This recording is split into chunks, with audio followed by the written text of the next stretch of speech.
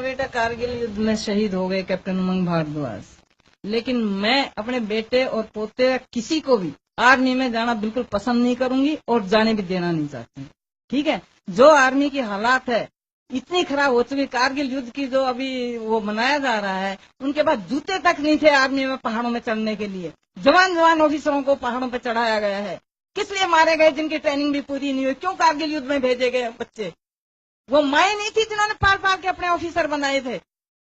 क्यों नहीं ट्रेनिंग दे दे के भेजे गए सरकार ने? अपने बच्चे जाते नहीं है और बाकी बच्चों को मरवा देते हैं ले जाकर। क्यों? कौन सी खुशी मना रहे हैं अब ये?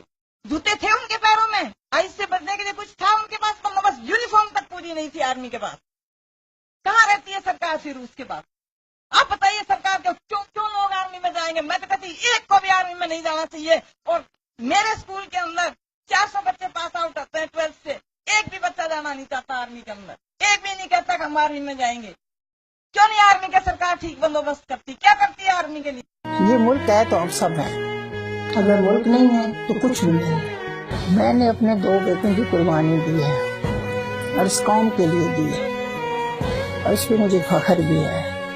तो इस कौम को फौज का साथ देना चाहिए। दिल से तो बुला नहीं सकती बच्चे को, लेकिन जब शहादत का नाम सुने तो हमारी आंखों से पानी भी रुक गया था। अल्लाह की तरफ से सब्र मिल गया, तो बस हमने उसके लिए देखते रहे और हंसते रहे और मैं कहती रही कि बेटा अल्लाह हाफिज, बेटा अल्लाह हाफिज, यही कहते।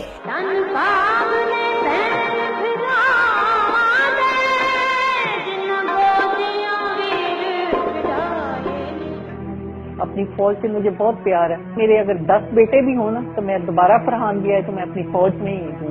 मैं इतना ही कह सकती हूँ, क्या मैं 2 शहीदों की माँ हूँ, मैं इससे बढ़ के और क्या कह सकती हूँ। मुझे बड़ा फख्र है कि मैंने इस मुल्क के लिए बड़ी कुर्बानी दी। हमको शहादत भूले नहीं, हमको शहादत भूले नहीं, मट्टी